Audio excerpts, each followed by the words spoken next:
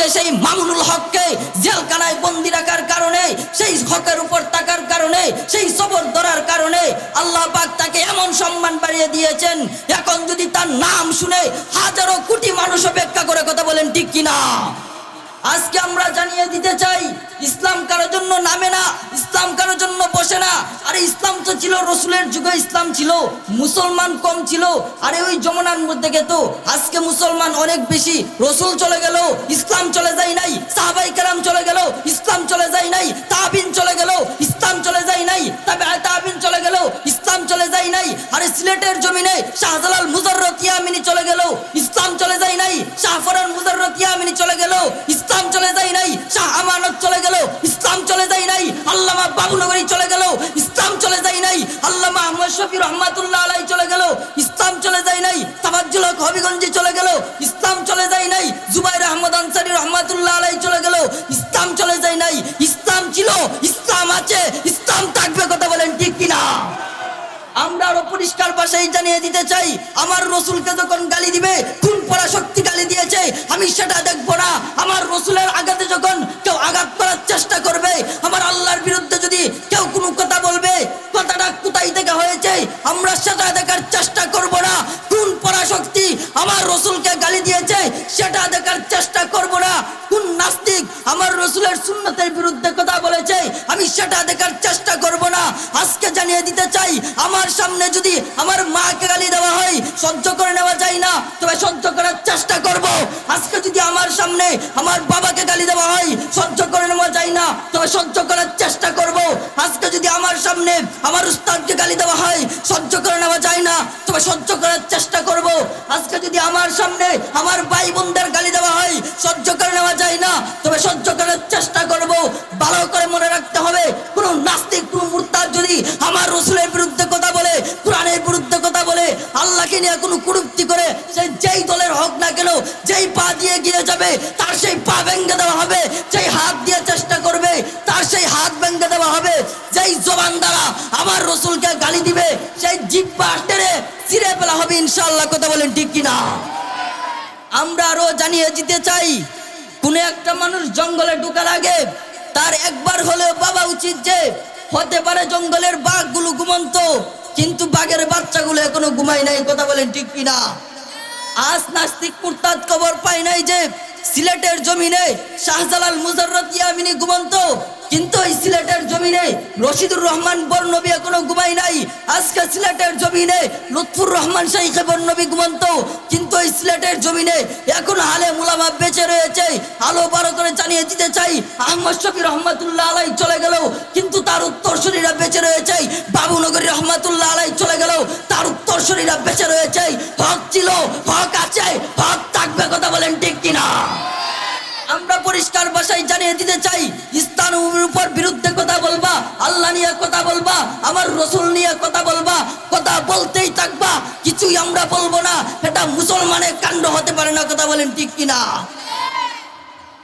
মুসলমান আমি আরো ভালো করে জানিয়ে দিতে চাই, আমরা যা বলার প্রয়োজন বলতেই থাকবো। কোরআনে যা বলা হয়েছে বলতেই থাকবো, হাদিসে যা বলা হয়েছে বলতেই থাকবো, রসুল যা আদেশ করেছেন বলতেই থাকবো, আল্লাহ কোরআনে যা বলেছেন বলতেই থাকবো, যুবকের যা প্রয়োজন বলতেই থাকবো, শাসকের যা প্রয়োজন বলতেই থাকবো, মেম্বারের যে প্রয়োজন বলতেই থাকবো, এমপি মন্ত্রীর চেয়ারম্যানের যেগুলো প্রয়োজন বলতেই থাকবো। লাশ যদি ডাস্টবিনে উপরে থাকে তো পরে থাকবে, লাশ যদি জঙ্গলে উপরে থাকে তো পরে থাকবে, লাশ যদি জেলখানায় উপরে থাকে তো পরে থাকবে। আল্লাহর কসম, সেই হকের আওয়াজ বন্ধ করতে পারবো না, কথা বলেন ঠিক কিনা? মুহতারাম হাজিরিন, আপনাদের সামনে যে ছোট্ট একটি সূরা তেলাওয়াত করিলাম, প্রথমে না বলেই শেষে চলে গেলাম, এতটুকু বোঝানোর জন্য আলেম উলামা ছিল, আলেম উলামা আসবে, আলেম উলামা থাকবে, ঠিক কিনা? এই জন্য আলেমদের বিরুদ্ধে কথা বলা, উলামায়ে কেরামের বিরুদ্ধে কথা বলা ছাড়তে হবে, ঠিক কিনা? যুবক ভাইয়েরা, মা বাবার সাথে বিয়াদবি ছাড়তে হবে, কারণ এটা আল্লাহ তাআলার একটা আদেশ, মা বাবার সাথে বিয়াদবি করা যাবে না, ঠিক কিনা? এক আল্লাহর বান্দা যুবক, সংক্ষেপে শেষ করে দিচ্ছি, হুজুর আসছেন। এক আল্লাহর বান্দা যুবক, 4 বছর হয়ে গেল বান্দা সৌদি আরবে থাকে, 4 বছর হয়ে গেল বান্দা দেশে আসতে পারে না। ও ও বান্দা, মা বাবার সাথে বেয়াদবির পরিণতি। ওই বান্দাটা, মা বাবা তোমাদেরকে কতইটা ভালোবাসে তোমরা জানো না। ওই যুবক 4 বছর হয়ে গেল বান্দা দেশে আসতে পারে নাই, 4 বছর পর দেশে আসবে। এবার বান্দা নিয়ত করলো, আমি 4 বছর পর দেশে যাব। আমি তো আমার মায়ের জন্য কিছু নেওয়া লাগবে, আমি তো আমার বাবার জন্য কিছু না কিছু নেওয়া লাগবে, আমি তো আমার স্ত্রীর জন্য কিছু না কিছু নেওয়া লাগবে, আমি তো আমার সন্তানের জন্য কিছু না কিছু নেওয়া লাগবে। এই কথা চিন্তা করিয়া আল্লাহর বান্দা স্ত্রীর কাছে কল দিল। কল দিয়া বলতেছে, ও স্ত্রী আমার, 4 বছর হয়ে গেল তোমাকে দেখতে পারি না।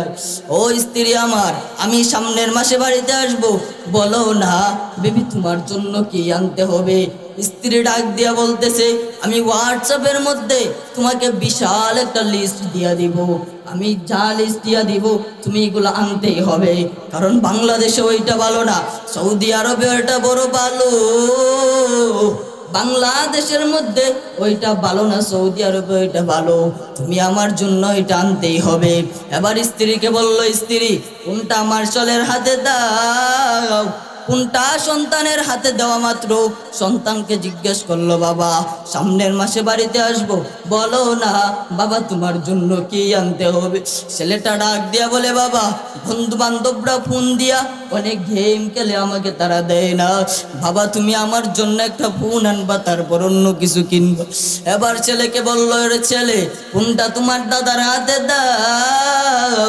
ফোনটা দাদার হাতে দেওয়া মাত্র আমি আমার বাবাকে জিজ্ঞেস করলাম, রে বাবা 4 বছর হয়ে গেল বান্দা, ও বাবা আপনাকে আমি দেখতে পারি নাই, বাবা 4 বছর পর আমি সামনের মাসে বাড়িতে আসবো, বাবা বলো না আপনার জন্য কি আনতে হবে। বাবাটা দরদ মাখা কণ্ঠে চৌকের পানি ছেড়ে কইরে, সন্তান কখন আসবা, কোন সময় আসবা বলো না, আমি এয়ারপোর্টের মধ্যে দাঁড়িয়ে তোমার জন্য অনেকক্ষণ অপেক্ষা করব। ও বাবা আমার জন্য কিছু আনতে হবে না, ও বাবা তুমি তোমার স্ত্রীর জন্য আনো, তুমি তোমার সন্তানের জন্য আনো, তুমি তোমার মায়ের জন্য আনো, ও বাবা আমার জন্য তোমার কিছু আনতে হবে না। এবার আমি বললাম, বাবা কোনটা আমার মায়ের হাতে দে, কোনটা মায়ের হাতে দেওয়া মাত্র আবার মাকে জিজ্ঞেস করলো, মা 4 বছর হয়ে গেল মা আমি দেশে আসতে পারি নাই, মা সামনের মাসে বাড়িতে আসবো, ও মা বলো না তোমার জন্য কি আনতে হবে। মা চোখের পানি ছেড়ে কইরে, সন্তান 4 বছর হয়ে গেল আমার সন্তানকে আমি দেখতে পারি নাই, ও বাবা আমার জন্য কিছু আনতে হবে না, বাবা তুমি তোমার বাবার জন্য আনো, তুমি তোমার স্ত্রীর জন্য আনো, তুমি তোমার সন্তানের জন্য আনো, বাবা আমার জন্য কিছু আনতে হবে না। ওই যুবকটা এবার বলতেছে, হুজুর দেখলাম মিস্ত্রির কত দরদ, আমি আমার মায়ের কাছ থেকে যেই সুন্দর জবাবটা পেলাম, আমি তো আমার স্ত্রীর কাছ থেকে সেই জবাবটা পেলাম না, আমি আমার বাবার কাছ থেকে যেই জবাবটা পেলাম, আমি তো আমার স্ত্রীর কাছ থেকে সেই জবাবটা পাইলাম না। ও যুবক ভাইরা ভালো করে দিলের কানটা লাগায় শুনবে, এক আল্লাহর বান্দা যুবক 10টার সময়, সকাল 10 ঘটিকার সময় বাবার সাথে ঝগড়া করে বাড়ি থেকে বাহির হয়ে যায়। এবার যখন বাড়ির থেকে বাহির হয়ে গেল, দুপুরের সময় সকলে কানাতে বসলো, বাবা কানা খায়, ভাই বোন কানা খায়, কিন্তু মা কানা খায় না। স্বামী ডাক দিয়া বলে, বিবি আমার তুমি কানা খাও না কেন। স্বামী স্ত্রী ডাক দিয়া বইরে, স্বামী সন্তানটাকে তো তুমি গর্ভে ধারণ করো নাই, 10 মাস 10 দিনের গর্ভে ধারণের কি কষ্ট আমি মা হয়ে বুঝেছি, তুমি বাবা হয়ে বুঝো নাই, অথচ তুমি কথা বলবা না, তুমি কানা খাও স্বামী, আমি কানা খাইতে পারবো। রাতের বেলা যখন সবাই কানাতে বসলো, মা কানা খায়, বাবা কানা খায়, ভাই বোন সকলে কানা খায়, কিন্তু মা তো কানা খায় না। ভাই বোনেরা ডাক দিয়া কই, মা তুমি কেন কানা খাও না। মা ডাক দিয়া বলে, রে সন্তান তোরা কানা খা, আমার বড় সন্তানকে না নিয়ে আমি কানা খাইতে পারবো না। এইবার যখন রাত্র 10টা হয়ে গেল, ভাই বোন বাবা সকলে ঘুমায়, কিন্তু মা দরজাটা লাগিয়ে জানালার পাশে চোখের পানি সেরে সেরে কান্না করে আর বলে, রে মালিক, আমার সন্তানটা সকালবেলা চলে গেলে এখনো আসতেছিল। হঠাৎ করে 10টার সময় সন্তানটা দরজার মহিষে আইসা নখ দেওয়ার সঙ্গে সঙ্গে মা দরজা খুলে সন্তানের গলা জড়াইয়া কাঁদে। সন্তান ডাক দিয়া বলে, রে মা, পরে কথা বলবো, ঘরের মধ্যে কিছু কানা আছে কিনা আমাকে কানা দাও। মা ডাক দিয়া বলে, সন্তান, কানা তো দিব, কিন্তু পাশের কাটে তাকাইয়া দেখ, ও বাবা, তোর বাবা ঘুমাইলো, তোর ভাই বোন সব ঘুমাইলো, কিন্তু আমি মা তো ঘুমাইলাম না।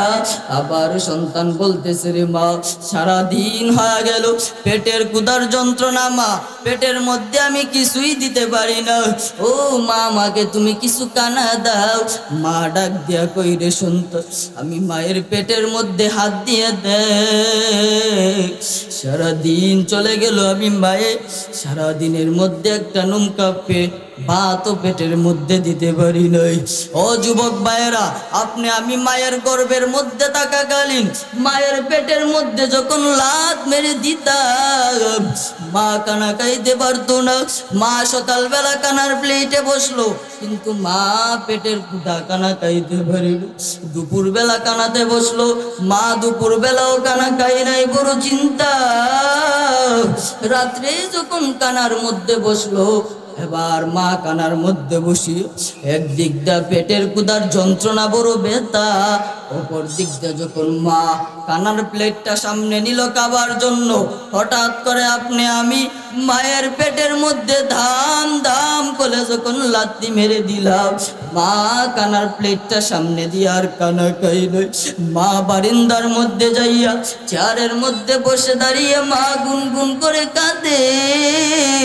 শাশুড়ি ডাক দিয়া বলে, বৌমা, তুমি কেন কান্না করো? বলে, না মা, আমি কাঁদি না। শাশুড়ি মা ডাক দিয়া বলে, রে বৌমা, তুমি যেই রাস্তার যাত্রী, আমি কিন্তু সেই গাড়ির একদম যাত্রী ছিল।